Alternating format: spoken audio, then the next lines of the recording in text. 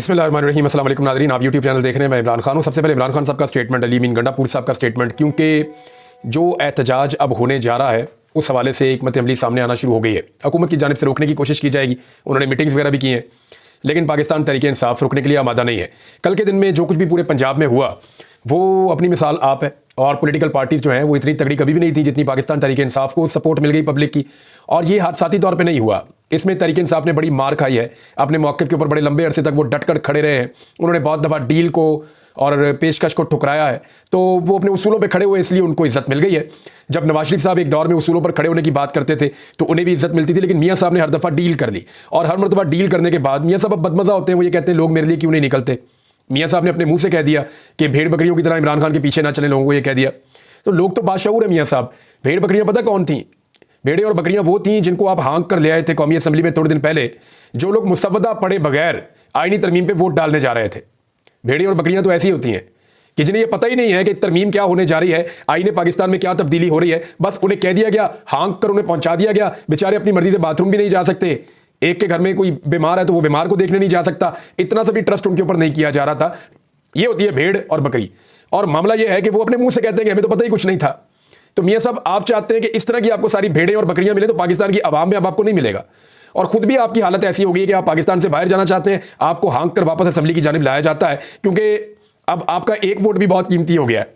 अगर आपका एक वोट भी बाहर चला जाता है, मियाँ साहब को यह कहा गया, मियाँ साहब अगर आप बाहर चले गए और आपका एक वोट ना पड़ा तो पीएमएलएन के अंदर बददिली फैल जाएगी, और पीएमएलएन ये कहेगी कि ये कैसी तरमीम है जिस पे नवाज शरीफ वोट नहीं डालना चाहता, तो हम फिर ऐसी तरमीम पे वोट क्यों डालें। तो वोट मजीद कम हो सकते हैं, बददिली फैलेगी, लिहाजा आप यहां पे रुकें। पहले ही वोट पूरे नहीं हो रहे। बहरहाल मियाँ साहब रुक तो गए। अब इमरान खान साहब का स्टेटमेंट, मैंने आपसे कहा था कि उनका जो पैगाम है मैं आपको पढ़ के सुना देता हूं। इमरान खान ने कहा कि मैंने तारीख में कादी फायद ईसा जैसा मुतनाज़े और बदतरीन चीफ जस्टिस नहीं देखा।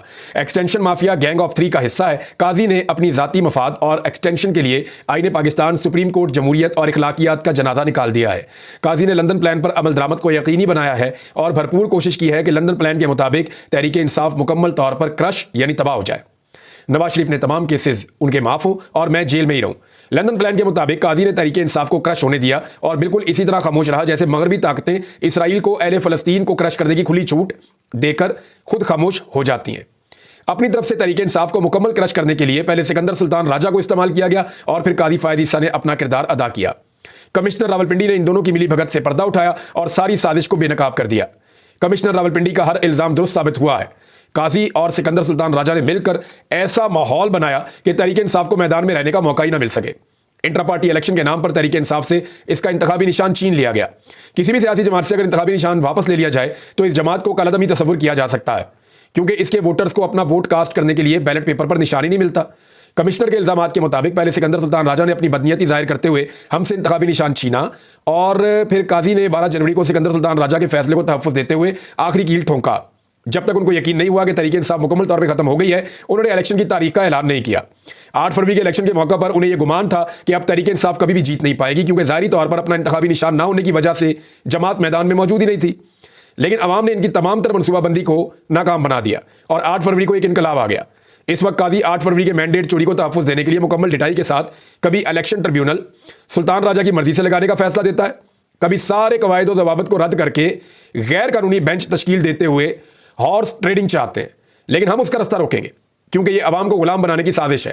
अप्रैल 2022 में जब हमारी हुकूमत साजिश करके गिराई गई तो इल्ज़ाम लगाया गया कि पाकिस्तान दुनिया में मुकम्मल तौर पर तनहा हो चुका था, जो कि सरासर झूठ पर मबनी प्रोपेगेंडा था।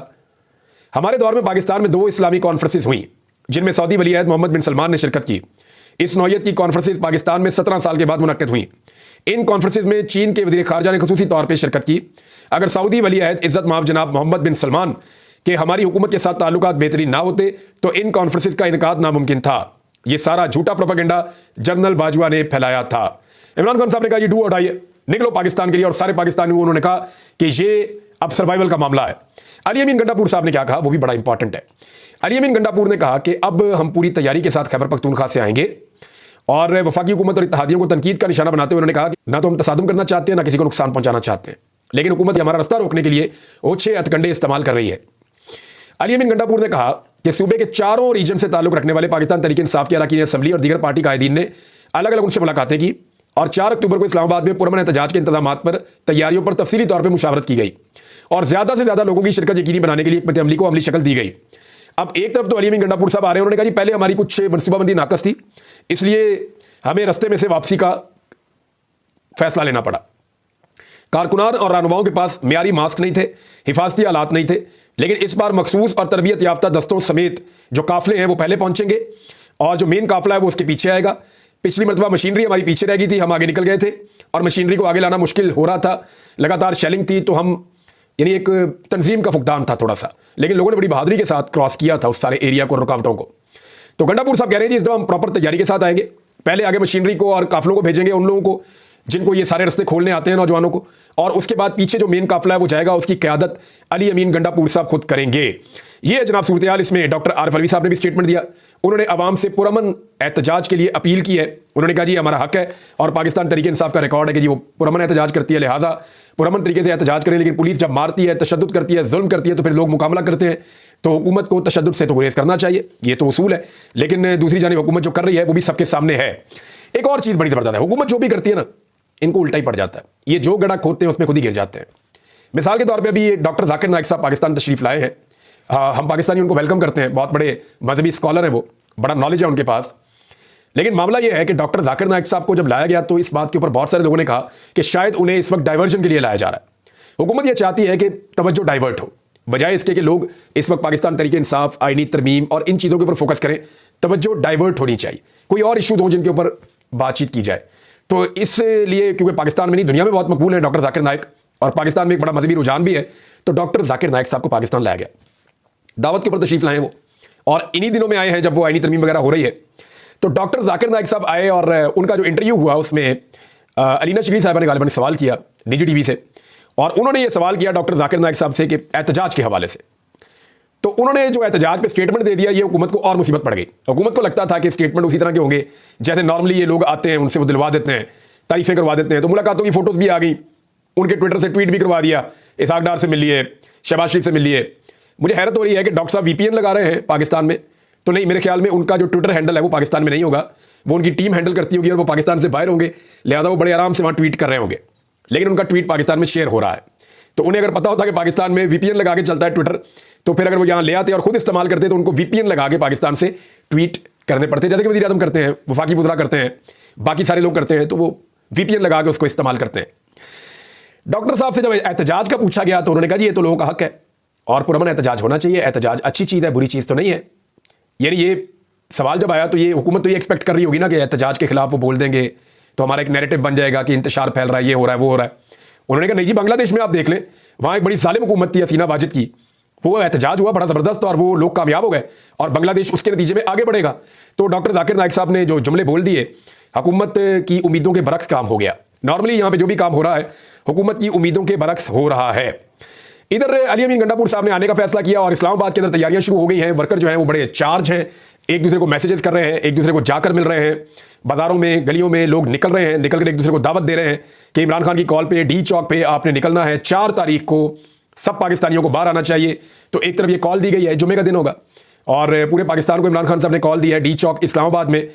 दूसरी जानिब जो अली नासर रिजवी हैं आईजी इस्लामाबाद, उन्होंने पुलिस के साथ और आला सिक्योरिटी ऑफिशियल्स के साथ मीटिंग की है। उन्होंने कहा जी हम तो नहीं आने देंगे और उन्होंने पूरा बंदोबस्त करने का फैसला किया है कि किसी सूरत किसी भी एहतजाज करने वाले को इस्लामाबाद में दाखिल नहीं होने देंगे।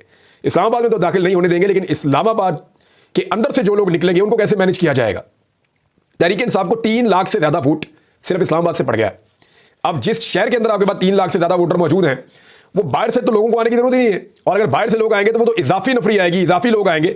तो अब देखते हैं कि पाकिस्तान तहरीक इंसाफ और आम पाकिस्तानी कैसे इस कॉल के ऊपर निकलते हैं, जहां पे नारा ये लगाया पाकिस्तान तहरीक इंसाफ ने कि आइन की सरबुलंदी के लिए हम निकले हुए हैं, ये आइन के साथ खिलवाड़ करने जा रहे हैं। बिलावल ने साफियों से गो के मुलाकात की है और वो लगातार इंटरव्यूज भी दे रहे हैं, पता नहीं उन्हें क्या आसरा दिया हुआ है बिलावल को आइनी तरमीम के हवाले से। वो बेचारे हर जगह पे जा जाके कह रहे हैं कि हर सूरत में आइनी तरमीम लानी है, जो डाटा उनको दिया गया वो गलत है। जो सहाफ़ी बिलावल से मिले उनमें 1-2 से बात की तो वो कह रहे हैं जी कि बिलावल को तो बेसिक्स का भी नहीं पता। मैंने कहा क्या मतलब? उन्होंने कहा जी बिलावल जरदारी को इस आइनी तरमीम का बेसिक्स का भी नहीं पता, वो इसके किसी मामले को प्रॉपर तरीके से अगर पूछा जाए तो डिफेंड ही नहीं कर सकते। देखिए जो कोर्ट रिपोर्टर्स होते हैं वो टेक्निकल हैं। मैं आपके सामने बैठा हूं, काफ़ी अरसे से मैं कोर्ट की चीज़ें रिपोर्ट कर रहा हूं आपके सामने, मुझे कोई समझ नहीं है। ये जो लोग कोर्ट के अंदर रिपोर्टिंग करते हैं ना, ये बड़े टेक्निकल हैं, ये आइन को और कानून को समझते हैं। ये एक जज तो अपनी अदालत में होता है ना, तो ये हर जज की अदालत में होते हैं। वकीलों से ज़्यादा ये अदालतों के अंदर जाते हैं, इनके फिंगर टिप्स के ऊपर चीज़ें होती हैं। तो कोर्ट रिपोर्टर जो है वो तकरीबन एक जज के लेवल का बंदा बन जाता है तजुर्बे के साथ साथ। तो जब ये लोग बैठे हुए थे बिलावल के सामने, तो बिलावल का बड़ा सतही किस्म का नॉलेज था। जो 4 चीजें उनको पढ़ा दी गई थी वो उसी के बारे में बात कर रहे थे, और उनको बेसिक्स का भी नहीं पता था कि इसके असरात क्या होंगे, और उनको ये भी आइडिया नहीं है कि एक्चुअली वो करने क्या जा रहे हैं। और जो डाटा उनके पास है बिलावल के पास, वो भी कोई सही डाटा नहीं है। लेकिन अब ये कहा जा रहा है कि जी कोई सूबाई सतह पे भी आईनी कोर्ट्स बनेगी, कोई फेडरल सतह पे भी एक आईनी अदालत बनेगी। अभी एक वफाकी वजीर ने मुलाकात की है, सदीक जान साहब ने यह खबर दी है। अब देखें ये प्रोपेगेंडा है, जानबूझकर फैलाया जा रहा है, या वफाकी वजीर ने सही खबर दी है। लेकिन 3 सहाफ़ियों से उन्होंने ये कहा कि एक तो 8 अक्टूबर को आईनी तरमीम आएगी, यानी उन्हें ये पता है कि कादी फ़ायद ईसा साहब 8 अक्टूबर से पहले ये जो 63A का फैसला वो कर चुके होंगे। तो एक तो 8 अक्टूबर की तारीख वो दे रहे हैं कि आईनी तरमीम आएगी। दूसरा उन्होंने कहा जी कि कादी फ़ायद ईसा साहब आईनी अदालत के सरबराह होंगे, और जस्टिस याह्या अफरीदी साहब सुप्रीम कोर्ट के चीफ जस्टिस होंगे। और याह्या अफरीदी साहब जो है वो हुकूमत को बहुत पसंद है, और हुकूमत को लगता है कि वो उनके लिए प्रॉब्लम क्रिएट नहीं करेंगे। ये कहानी जनाब मार्केट में नहीं आई है। अब 3 रिपोर्टर्स को ये बात बताई गई, वहां से सदीक जान साहब को पता चली और उन्होंने इसको ट्वीट किया है। लेकिन मेरी इत्तला के मुताबिक मंसूर अली शाह साहब आज तक की तारीख में बड़े मजबूत हैं। कादी साहब की एक्सटेंशन के इम्कानात लगातार कम होते चले जा रहे हैं। अगर तो आईनी तरमीम हो गई तो फिर आप इस मुल्क में इंसानी हकूक को तो भूल जाएं, फिर आप भूल जाएं कि वकला की भी कोई इज्जत होगी अदालतों के अंदर। ये सारे मामला अजीबोगरीब तरफ चल पड़ेंगे। और आईनी तरमीम में जो जो चीज़ें हैं उनको जैसे जैसे वकला पढ़ते हैं, सियासतदान पढ़ते हैं, सहाफ़ी पकड़ते हैं, तो वो सर पकड़ के बैठ जाते हैं कि पाकिस्तान तो सरजमीन बेआइन बन जाएगा अगर ये वाली आईनी तरमीम हो गई तो। बहरहाल जस्टिस मंसूर अली शाह साहब जो है उनके बारे में 1-2 चीज़ें मैं आपको क्लियर कर दूं। बहुत सारे लोगों ने उनसे बहुत सारी उम्मीदें बांध ली हैं, तो मैं आपको क्लियर करूं कि मैं पहले भी कह चुका हूं कि वो किसी लड़ाई किसी जंग का हिस्सा नहीं बनेंगे। लेकिन चंद चीज़ें उनकी बड़ी क्लियर है। एक तो वो स्ट्रेट फॉरवर्ड और ईमानदार आदमी है, नंबर 1। नंबर 2, उन्हें अपने इदारे की इज्जत और एहतराम का बहुत एहसास है, वो अपने इदारे की स्पेस रीगेन करने की कोशिश करेंगे। नंबर 3, वो हर सूरत इदारों के दरमियान जो तसादुम हो सकता है उस मुमकिन तसादुम से बचने की भी कोशिश करेंगे। किसी नई लड़ाई के अंदर वो सुप्रीम कोर्ट को नहीं लेकर जाएंगे। लेकिन हाँ, अगर आप ये कहें कि कादी फ़ायद ईसा साहब के मुकाबले में तो वो ज़मीन आसमान का फ़र्क है। जो अभी सिचुएशन है उससे तो ज़मीन आसमान का फ़र्क हो जाएगा। लेकिन बहुत सारे लोगों ने जो बहुत बड़े बड़े उम्मीदों के महल खड़े किए हुए उस तरह तो नहीं होगा, लेकिन बहुत सारी चीज़ों में इंसाफ होना शुरू हो जाएगा और हालात बेहतरी की तरफ जाना शुरू हो जाएंगे। अब आज पीटीएम वाले मामले पे मैंने आपसे कहा था मैं आपको बताऊंगा। मैंने खैबर पख्तूनख्वा की गवर्नमेंट से रब्ता किया, उनसे मैंने पूछा कि जी पीटीएम के ऊपर जो अटैक हुआ और पुलिस ने जाकर किया और उनके खैमे जलाए, उनका एक क्लेम है, और उन लोगों के ऊपर डायरेक्टली शेलिंग की गई और वो लोग जख्मी भी हुए, बेहोश भी हुए, तो ये क्या हो रहा है? वो तो एक पीटीएम का एक प्रोग्राम है। मुझे जो सोर्सेज है मैं अभी नाम कोट नहीं करता, लेकिन डायरेक्टली आप ये समझ लेंगे खैबर पख्तूनख्वा की गवर्नमेंट मुझे बता रही है। उन्होंने कहा जी नंबर 1 ये है कि हमने पुलिस को ऐसा कोई हुक्म नहीं दिया। तो मैंने कहा जी पुलिस ने खुद कैसे कर दिया? उन्होंने कहा जी हुआ ये है कि नेशनल एक्शन प्लान के तहत 2023 में ये इख्तियारात मजीद दे दिए गए थे फेडरल गवर्नमेंट को कि वो किसी भी सूबे की पुलिस को अपने तौर पे इस्तेमाल कर सकती है सर्टन केसेस में। तो ये उन्होंने केस बनाया जनाब कि ये मामला ये होने जा रहे हैं, लिहाजा इसको रोका जाए। तो वो पुलिस को यूटिलाइज कर रहे हैं उस कानून की मद में, नेशनल एक्शन प्लान की उस शिक की मद में वो पुलिस को उन्होंने यूज़ किया है। मैंने कहा जी आपका स्टांस क्या है? तो उन्होंने कहा जी कि अभी हम इसके ऊपर मुशावरत कर रहे हैं, क्योंकि ये एक छोटी चीज़ नहीं है। अली अमीन गंडापुर को देखना पड़ेगा ना। देखें, अली अमीन जो इल्ज़ामात पीटीएम के ऊपर लगाए हैं, इसी तरह के इल्ज़ामात के मुकदमे अली अमीन गंडापुर के ऊपर दर्ज हैं। अब कल को अगर फेडरल गवर्नमेंट पुलिस को कहती है कि अली अमीन गंडापुर को गिरफ्तार कर लें, तो उसी शिक के तहत वो गिरफ्तार कर लेंगे। तो सूबाई हुकूमत को ये देखना पड़ेगा कि उनकी डोमेन कहां तक है और फेडरल गवर्नमेंट की डोमेन कहां तक है, और क्या कहीं कोई मुदाखलत तो नहीं हो रही। बहरहाल वो इसके ऊपर मुशावरत कर रहे हैं, वो कह रहे हैं इसके बारे में हम बात करेंगे और इस पर अपना पॉइंट ऑफ व्यू हम देंगे। दूसरा, मुझे बड़ा क्लियरली उन्होंने बताया कि हमारी मुलाकात हुई थी, ये पीटीएम का प्रोग्राम नहीं है, पश्तून तहफ़्फ़ुज़ मूवमेंट का ये प्रोग्राम नहीं है। हालांकि वो इसमें एक्टिव बहुत हैं, लेकिन वो अकेले एक्टिव नहीं है। ये है पश्तून कौमी जरगा, यानी PQJ। ये पश्तून कौमी जरगा है, और ये सिर्फ खैबर पख्तूनख्वा का नहीं है, ये बलूचिस्तान का भी है। बलूचिस्तान की जितनी पश्तून बेल्ट है वहाँ से बहुत सारे सरदार, बहुत सारे मुशीरान, बहुत सारे जो एल्डर्स हैं वो आएंगे, ये अपने नुमाइंदों को भेजेंगे। इसी तरह जितनी कबायली बेल्ट है वो और जितनी पश्तून बेल्ट है वहाँ से बहुत बड़ी तादाद में, हज़ारों की तादाद में पश्तून आएंगे। 3 दिन तक वो डाटा शेयरिंग करेंगे, और उसके अंदर जो उनका प्लान था वो ये था कि वो डाटा इकट्ठा करेंगे, उस डाटा के हिसाब से वो देखेंगे कहाँ कहाँ पे क्या क्या प्रॉब्लम है, और फिर फाइनली वो एक कंक्लूजन पे पहुंचेंगे। और कोई उन्होंने हलफ भी लेना था कुरान पाक पे, और उसके बाद वो एक नई मूवमेंट शुरू करेंगे। अब इसको पहले से ही शायद प्रीएम्प्ट किया गया कि यहां से कुछ नेगेटिविटी ऐसी निकलेगी जिससे पाकिस्तान के इदारों के खिलाफ कोई महाज खुल जाएगा। और उसके बाद आपने देखा जैसी स्ट्राइक उस जगह पे हुई है, अब वो रिटेलिएट कर रहे हैं। वो ये कह रहे हैं कि अब दोबारा कोई आएगा तो हम जवाब देंगे, जैसा कोई हमारे साथ सलूक करेगा हम वैसा ही करेंगे। बहुत बड़ी तादाद में नौजवान भी वहां पे पहुंच गए हैं, खुदा न खास्ता वहां पे कोई हादसा भी हो सकता है, अल्लाह ना करे। अब इसमें जो जरगा है ना, इसके बारे में एक चीज़ मुझे मेरे 2-3 सोर्सेज ने बताई केपी से, गवर्नमेंट के जिस बंदे से बात हो रही है उसने भी यही कहा। उन्होंने कहा जी हमारी तो जंगों का फैसला जो है वो भी जरगे में हो जाता है। जंगों का फैसला भी जरगे में हो जाता है। लिहाजा जरगा तो हमारा एक ऐसा जरिया है जहां पे वो चीज़ें जिन पे क्लैश होने का खतरा होता है हम जरगे में बैठ के हल कर देते हैं। बहुत सारे कबाइलियों की लड़ाई होती है, वो जरगों में हल हो जाती है। लिहाजा हम जरगा इसलिए बुला रहे थे कि पुरअमन तरीके से बैठ के हम इस्तेहकाम की तरफ जाएं, लेकिन इस जरगे को रोकना जो है वो हमें समझ नहीं आ रहा। ये उनका पॉइंट ऑफ व्यू है। दूसरी जानिब से जो खैबर पख्तूनख्वा में मेरी सोर्सेज से बातचीत हुई है। अब नाज़रीन दो चीज़ें जाते बताऊँ। एक तो चूरन बेचा जा रहा है कि महंगाई कम हो गई है। आप सारे लोग मुझे इस कमेंट के अंदर करके आप मुझे बताएं, इसी प्रोग्राम के नीचे, वीलॉग के नीचे, कि क्या वाकई महंगाई कम हो गई है? आपने अपने घर के अंदर आने वाली चीज़ों में या उनकी कीमतों में कोई कमी देखी है? फिर मैं आपको बताऊंगा महंगाई कम हुई है या नहीं हुई है, या यह आदाद शुमार का कोई एक अजीबोगरीब खेल आपके साथ खेला जा रहा है।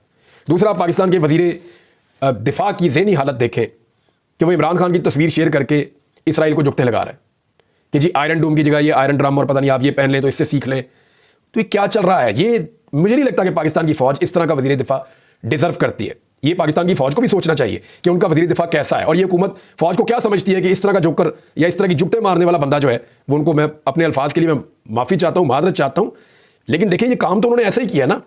एक जुगते मारी है उन्होंने, और जुगते ही मार रहे हैं लगातार वो। तो क्या हमारी मिलिट्री जो है दुनिया की बेहतरीन फ़ौजों में से एक, वो डिजर्व करती है ऐसा वजीर दिफा? पता नहीं। अब तक के लिए इतना ही। अपना ख्याल रखिएगा, अपने चैनल का भी। अल्लाह हाफ़िज़।